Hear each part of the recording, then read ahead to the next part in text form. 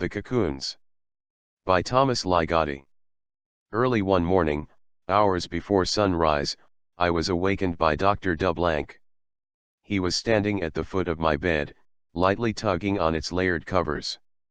In my quasi-somnolent state, I was convinced for a moment that a small animal was prancing about on my bedclothes, its movements signifying some nocturnal ritual unknown to higher forms of life. Then I saw a gloved hand twitching in the glow of the street light outside my window. Finally, I identified the silhouette, shaped by a hat and overcoat, of Dr. Dublanc. I switched on the nightstand lamp and sat up to face the well-known intruder. "What's wrong?" I asked as if in protest. "My apologies," he said in a rather unapologetic tone. "There is someone I want you to meet. I think it might be beneficial for you. If that's what you say. But can't it wait? I haven't been sleeping well as it is. Better than anyone, you should know that." "Of course I know. I also know other things," he asserted, betraying his annoyance. "The gentleman I want to introduce to you will be leaving the country very soon, so there is a question of timing. All the same. Yes, I know your nervous condition. Here, take these. Drive." Dublanc placed 2 egg-shaped pills in the palm of my hand. I put them to my lips and then swallowed a half glass of water that was on the nightstand. I set down the empty glass next to my alarm clock, which emitted a soft grinding noise due to some unknown mutations of its internal mechanism.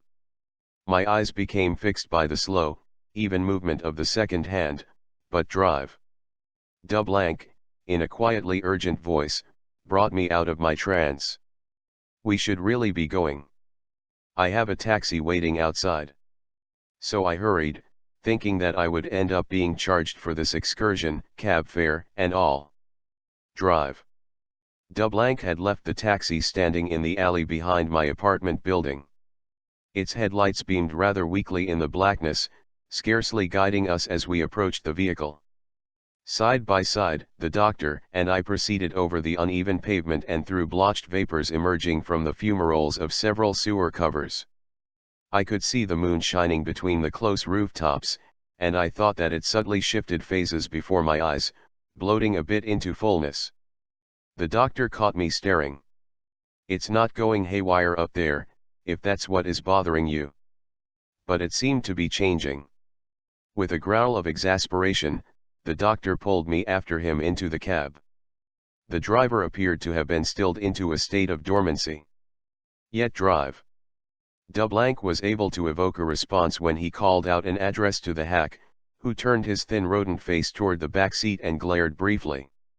For a time we sat in silence as the taxi coasted through a series of unpeopled avenues. At that hour the world on the other side of my window seemed to be no more than a mass of shadows wavering at a great distance. The doctor touched my arm and said, "Don't worry if the pills I gave you seem to have no immediate effect." "I trust your judgment," I said, only to receive a doubtful glance from the doctor. "Well, it would help if you told me why we're sitting in the back of a taxi at this hour. Just who are we going to see that's so important? What's the mystery?" "No mystery," the doctor replied. "We're going to see a former patient of mine. Not to say that some unfortunate aspects do not still exist in his case. For certain reasons I will be introducing him to you as Mr. Catch, though he's also a doctor of sorts, a brilliant scientist, in fact. Primarily I would like you to view a document relating to his work. A film, to be precise. It's something quite remarkable. And possibly beneficial to you, I mean. That's all I can say at the moment." I nodded as if this disclosure had satisfied me. Then I noticed how far we had gone, almost to the opposite end of the city, if that was possible in what seemed a relatively short period of time. I had forgotten to wear my watch, and this negligence somewhat aggravated my lack of orientation. The district in which we were now traveling was of the lowest order, a landscape without pattern or substance, especially as I viewed it by moonlight. There might be an open field heaped with debris, a devastated plain where bits of glass and scraps of metal glittered. Occasionally a solitary building of some indiscernible nature stood out in this wasteland, a skeletal structure with all markings of identity scraped off its bones. And then, turning a corner, one left behind this lunar spaciousness and entered a densely tangled nest of houses, the dwarfish and the great all tightly nestled together and all eaten away, disfigured. Even as I watched them through the taxi's windows, they appeared to be carrying on their corruption, mutating in the dull light of the moon. Roofs and chimneys elongated toward the stars, dark bricks multiplied and bulged like tumors upon the facades of houses, entire streets twisted themselves along some unearthly design. Although a few windows were filled with light, however sickly, the only human being I saw was a derelict crumpled at the base of a traffic sign. "Sorry, doctor, but this may be too much." "Just hold on to yourself," he said, "we're almost there. Driver, pull into that alley behind those houses." The taxi joggled as we made our way through the narrow passage. On either side of us were high wooden fences beyond which rose so many houses of such impressive height and bulk, though of course they were still monuments to decay. The cab's headlights were barely up to the task of illuminating the cramped little alley, which seemed to become ever narrower the further we proceeded. Suddenly the driver jerked us to a stop to avoid running over an old man slouched against the fence, an empty bottle lying at his side. "This is where we get out," said Dr. Dublanc. "Wait here for us, driver." As we emerged from the taxi, I pulled at the doctor's sleeve, whispering about the expense of the fare. He replied in a loud voice, "You should worry more about getting a taxi to take us back home. They keep their distance from this neighborhood and rarely answer the calls they receive to come in here." "Isn't that true, driver?" But the man had returned to that dormant state in which I first saw him. "Come on," said the doctor. "He'll wait for us. This way. Drive." Dublanc pushed back a section of the fence that formed a kind of loosely hinged gate, closing it carefully behind us after we passed through the opening. On the other side was a small backyard, actually a miniature dumping ground where shadows bulged with refuse. And before us, I assumed, stood the house of Mr. Catch. It seemed very large, with an incredible number of bony peaks and dormers outlined against the sky, and even a weather vane in some vague animal shape that stood atop a ruined turret grazed by moonlight. But although the moon was as bright as before, it now appeared to be considerably thinner, as if it had been worn down just like everything else in that neighborhood. "It hasn't altered in the least," the doctor assured me. He was holding open the back door of the house and gesturing for me to approach. "Perhaps no one's home," I suggested. "The door's unlocked. You see how he's expecting us? There don't appear to be any lights in use. Mr. Catch likes to conserve on certain expenses. A minor mania of his. But in other ways he's quite extravagant. And by no means is he a poor man. Watch yourself on the porch, some of these boards are not what they once were." As soon as I was standing by the doctor's side, he removed a flashlight from the pocket of his overcoat, shining a path into the dark interior of the house. Once inside, that yellowish swatch of illumination began flitting around in the blackness. It settled briefly in a cobwebbed corner of the ceiling, then ran down a blank battered wall and jittered along warped floor moldings. For a moment it revealed two suitcases, quite well used, at the bottom of a stairway. It slid smoothly up the stairway banister and flew straight to the floors above, where we heard some scraping sounds, as if an animal with long-nailed paws was moving about. "Does Mr. Catch keep a pet?" I asked in a low voice. "Why shouldn't he? But I don't think we'll find him up there."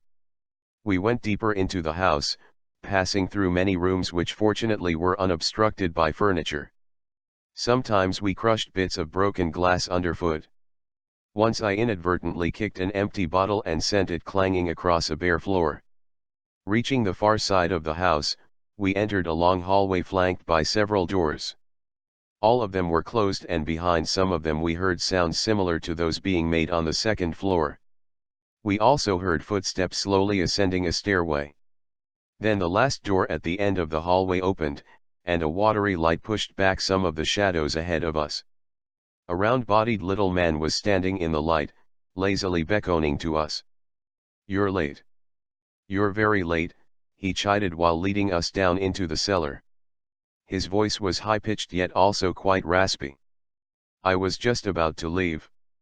"My apologies," said Drive.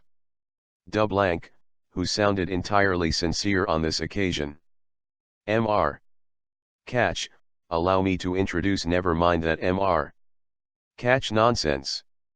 You know well enough what things are like for me, don't you, doctor? So let's get started, I'm on a schedule now." In the cellar we paused amid the quivering light of candles, dozens of them positioned high and low, melting upon a shelf or an old crate or right on the filth-covered floor. Among the surrounding objects, I could see that an old-fashioned film projector had been set up on a table toward the center of the room, and a portable movie screen stood by the opposite wall.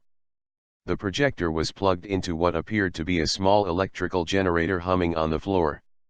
"I think there are some chairs about that you can sit on," said Mr. Catch as he threaded the film around the spools of the projector. Then for the first time he spoke to me directly. "I'm not sure how much the doctor has explained about what I'm going to show you." "Probably very little." "Yes, and deliberately so," interrupted Dr. Dublank. "If you just roll the film I think my purpose will be served, with or without explanations." "What harm can it do?" Mr. Catch made no reply. After blowing out some of the candles to darken the room sufficiently, he switched on the projector, which was a rather noisy mechanism. I worried that whatever dialogue or narration the film might contain would be drowned out between the whirring of the projector and the humming of the generator. But I soon realized that this was a silent film, a cinematic document that in every aspect of its production was thoroughly primitive, from its harsh light and coarse photographic texture to its nearly unintelligible scenario. It seemed to serve as a visual record of a scientific experiment, a laboratory demonstration in fact. The setting, nevertheless, was anything but clinical: a bare wall in a cellar which in some ways resembled, yet was not identical to, the one where I was viewing this film. And the subject was human, a shabby, unshaven, and unconscious derelict who had been propped up against a crude grayish wall. Not too many moments passed before the man began to stir, perhaps awakening from a deep stupor. However, the movements he made did not appear to be his own. More specifically, they seemed to be the spasmodic twitchings of some energy that inhabited the old tramp. One of his legs wiggled for a second.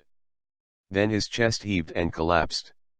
Soon his head began to wobble, and it kept on wobbling, as if something was making its way through the derelict's scalp, rustling among long greasy locks.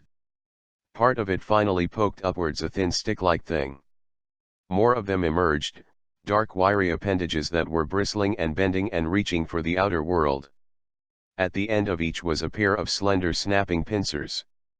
What ultimately broke through that shattered skull, pulling itself out with a wriggling motion of its many newborn arms, was approximately the size and proportions of a spider monkey. It had tiny translucent wings which fluttered a few times, glistening but useless, and seemed to be in an emaciated condition. When it twisted its head toward the camera, it stared into the lens with malicious eyes and seemed to be chattering with its beaked mouth. I whispered to Drive. "Dublank, please, I'm afraid that exactly," he hissed back at me. "But you need to face certain realities so that you may free yourself from your fear of them." Now it was my turn to give the doctor a dubious look. I was not blind to the fact that he was practicing a highly unconventional form of therapeutics, to say the least. And our presence in that cellar, that cold swamp of shadows in which candles flickered like fireflies, seemed to be as much for Drive Dublank's benefit as it was for mine, if benefit is the proper word in this case. "You might indulge me on occasion," I said. "Shhh. Watch the film." It was almost finished. After the creature had hatched from its strange egg, it proceeded very rapidly to consume the grubby derelict, leaving only a collection of bones attired in cast-off clothes. Picked perfectly clean, the skull leaned wearily to one side. And the creature, which earlier had been so emaciated, had grown rather plump with its feast, becoming bloated and meaty like an overfed dog. In the final sequence, a net was tossed into the scene, capturing the gigantic vermin and dragging it off camera. Then whiteness filled the screen and the film was flapping on its reel. "So what did you think?" said the doctor. No doubt noticing that I was still under the spell of what I had just seen, he snapped his fingers in front of my face. I blinked and then looked at him in dazed silence. Taking advantage of the moment, he tried to lend a certain focus or coloration to the events of the film. "You must understand," he explained, "that the integrity of material forms is only a prejudice. This is not to mention the substance of those forms, which is an even more dubious state of affairs. That a monstrous insect could burst forth from the anatomy of a human being should be no cause for consternation. Your prejudices about a clockwork world of sunrise schedules and lunar routines have been a real obstacle in the therapy I've been practicing with you. You've put me in the position of having to cater to your anxiety that the world is not ruled by regularity. But it's time you realized that nothing is bolted down, so to speak. And no more is that thing which we call the mind, with its craving for ever more novel sensations and perceptions. You could learn a great deal from Mr. Catch. I know that I have. Of course, I still recognize that there remain some unfortunate aspects to his case. There was only so much I could do for him, but nonetheless I think that he has gained rare and invaluable knowledge, the consequences notwithstanding. His research had taken him into areas where, how should I say, where the shapes and levels of phenomena, the multiple planes of natural existence, revealed their ability to establish new relationships with one another. To become interconnected, as it were, in ways that we never thought possible. At some point everything became a blur for him, a sort of pandemonium of forces, a phantasmagoria of possibilities which he eagerly engaged. We can have no idea of the tastes and temptations that may emerge or develop in the course of such work. A curious hedonism that could not be controlled. Oh, the vagaries of omnipotence, breeder of indulgence. Well, Mr. Catch retreated in panic from his own powers, yet he could not put the pieces back as they had been. Unheard of habits and responses had already ingrained themselves into his system. The worst sort of slavery, but how persuasively he spoke of the euphoria he had known, the infinitely diverse sensations beyond all common understanding. It was just this understanding that I required in order to free him of a life that, in its own fashion, had become as abysmal and problematic as your own, except that his pathology existed at the opposite pole. Some middle ground must be established, some balance. How well I understand that now? This is why I have brought you two together. This is the only reason, however it may seem to you. It seems to me, I replied, that Mr. Catch has snuck out on us. Personally, I hope we've seen the last of him. Drive. Dublank emitted the shadow of a laugh. Oh, he's still in the house. You can be sure of that. Let's take a look upstairs. He was, in fact, not far at all. Stepping into that hallway of closed doors at the top of the cellar stairs, we saw that one of those doors was now partially open and the room beyond it was faintly aglow. Without announcing us, drive. Dublank slowly pushed back the door until we could both see what had happened inside. It was a small unfurnished room with a bare wooden floor upon which a candle had been fixed with its own drippings. The candlelight shone dimly on the full face of Mr. Catch, who seemed to have collapsed in a back corner of the room, lying somewhat askew. He was sweating, though it was cold in the room, and his eyes were half closed in a kind of languorous exhaustion. But something was wrong with his mouth. It seemed to be mudded and enlarged, sloppily painted into a clown's oversized grin. On the floor beside him were, to all appearances, the freshly ravaged remains of one of those creatures in the film. "You made me wait too long," he suddenly shouted, opening his eyes fully and straightening himself up for a moment before his posture crumbled once again. He then repeated this outburst, "You couldn't help me and now you make me wait too long." It was in order to help you that I came here, the doctor said to him, yet all the time fixing his eyes on the mutilated carcass on the floor. When he saw that I had observed his greedy stare, he regained himself. I'm trying to help both of you the only way you can be helped. Tell him, Mr. Catch. Tell him how you breed those amazing individuals and enable them to induce the most rapturous exaltation, bliss on the brink of apotheosis. Mr. Catch groped in his pants pocket, pulled out a large handkerchief, and wiped off his mouth. He was smiling idiotically, quite obviously intoxicated by his recent feast, and with difficulty worked himself to a standing position. His body now seemed even more swollen and bulbous than before, really not quite human in its proportions. After replacing his handkerchief in one pocket, he reached down into the other, digging around inside it. It's really too much to go into detail, he explained in a voice that had become placid. What should I say? Much of it is a psychic matter. Hence, my appeal to the doctor. The rest involves some chemical formulations to instigate what is essentially a universal process of transfiguration, the so-called miracle of creation in all its forms. A catalyzing agent is introduced into the subject by insemination or ingestion. With a kind of giddy pride, he held out his open hand. In the thick pad of his palm I could see two tiny objects that were shaped like eggs.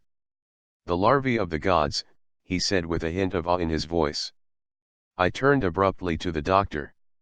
The pills you gave me. It was the only thing that could be done for you. I've tried so hard to help you both. I had suspected something was up, said Mr. Catch, now reviving himself from his stupefaction. I should never have brought you into this. Don't you realize that it's difficult enough without involving your own patients? The derelicts are one thing, but this is quite another. I'm sorry I ever involved you in my predicament. Well, my suitcases are packed. It's your operation now, doctor. Let me by, time to go. Mr. Catch maneuvered himself from the room, and a few moments later the sound of a door being slammed echoed throughout the house. The doctor kept close watch on me, waiting for some reaction, I suppose. Yet he was also listening very intently to certain sounds emanating from the rooms around us. The noise of restless skittering was everywhere. You understand, don't you? Asked the doctor. Mr. Catch isn't the only one who has waited too long. Far too long. I thought by now the pills would have had their effect. I went into my pocket and removed the two little eggs which I had failed to swallow earlier. I can't claim that I had much faith in your methods, I said. Then I tossed the pills at Drive. who, speechless, caught them. You won't mind if I return home by myself. Indeed, he was probably relieved to see me go. In the course of treating Mr. Catch, the doctor had apparently also become a hideous degenerate, a wholly unbalanced specimen in need of the most radical therapy himself. As I traced my way back through the house I heard him running about opening door after door, finally crying out with a pitiful delight, "There you are, you beauties. There you are." Although the doctor himself now seemed hopeless, I think that his therapeutic strategy may have been somewhat beneficial in my case, or at least given me a glimpse of how I could meet the demoniac undercurrents of existence halfway. For during those first few moments on that hazy morning, when the taxi edged out of the alley and passed through that neighborhood of deteriorating houses, I felt myself attain the middle ground Drive. Spoke of the balancing point between an anxious flight from the abyss and the temptation to plunge into it. There was a great sense of escape, as if I could exist serenely outside the grotesque ultimatums of creation, an entranced spectator casting a clinical gaze at the chaotic tumult both around and within himself. But the feeling soon evaporated. A genuine cure for the quandaries of an inconstant existence is exceedingly rare. Could you go a little faster? I said to the driver, for it seemed to me that we were making no progress in our leave from that district in which all order had dissipated. Things again appeared to be changing, ready to burst forth from their sagging cocoons and take on uncertain forms. Even the pale morning sun seemed to be wavering from its proper proportions. At the end of the ride, I was content to pay the extraordinary fare and return to my bed. The following day I started looking for a new doctor.